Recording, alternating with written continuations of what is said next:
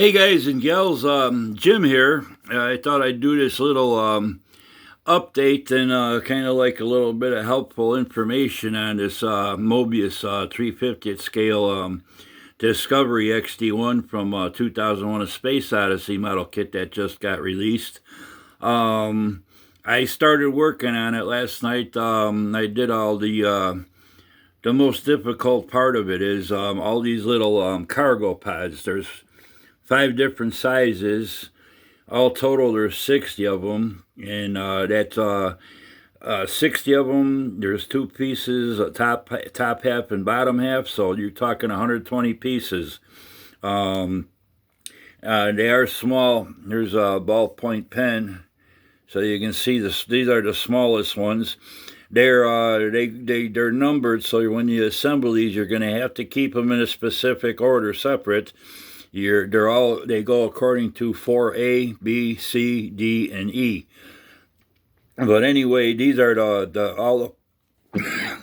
the pods that go along that big long central spine and everything. But like I said, there's 2 parts to each one. There's the little view in the instruction sheet and all that, so you can see what I'm talking about. Now, when they're on the sprue, this is what they're going to look like. The sprue just doesn't attach to the sides.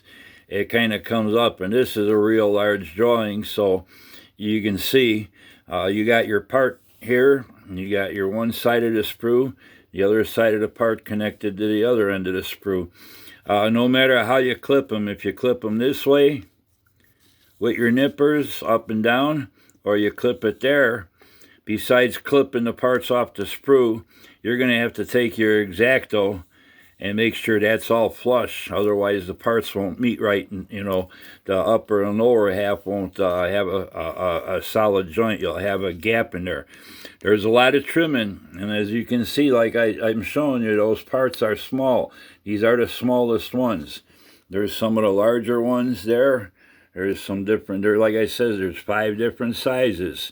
So just thought I'd share this with you. So if you're not a seasoned modeler or just a beginner, I'm going to consider this a pretty difficult kit for a beginning modeler that's never worked with a lot of trimming and nipping and trimming and stuff, X-Acto knife work and things like that.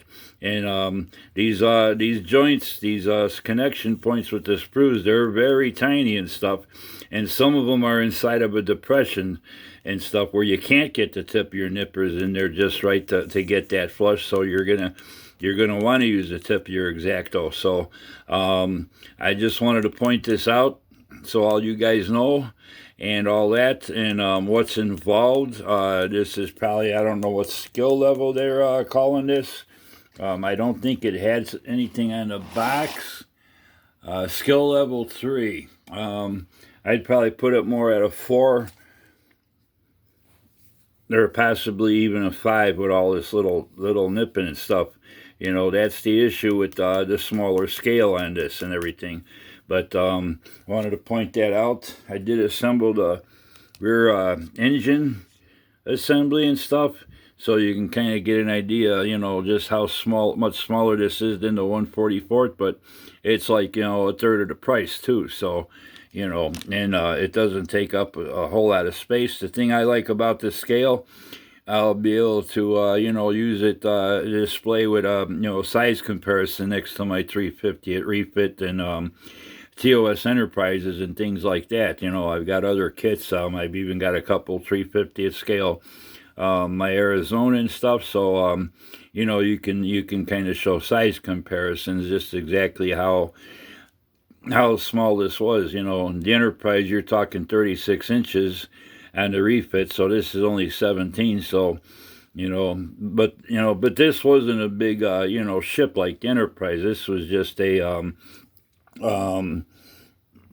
exploratory ship, more or less, cargo and stuff. So it didn't have a big crew like the Enterprise, several thousand, crew members and stuff. Just, I'm not sure, going back to the movie, I haven't watched it for many years and stuff, but, there's only a handful of crew on this thing too. So, but anyway, I wanted to share this part. This is a lot of tedious work. Getting through all of these took me probably a better part of 6 to 7 hours yesterday evening while I was watching the election returns coming in and stuff, listening to them, whatever you want to call it. And, you know, it might help too. You got a helping hands with a magnifying glass so you could see what you're doing better, because some of these are very tiny and stuff. And like I said, the sprue connecting points were pretty fine too. So, but there will be a lot of trimming, a lot of nipping and trimming. So just thought I'd share this with you and stuff. I'm not going to keep doing an update step by step. You know, I'm probably going to go ahead and work on it a little bit each day, get her all finished up, and just do a final video. But this is one thing I thought I'd share, you know, in case some people were wondering, you know, is this something that a beginner can handle or whatnot?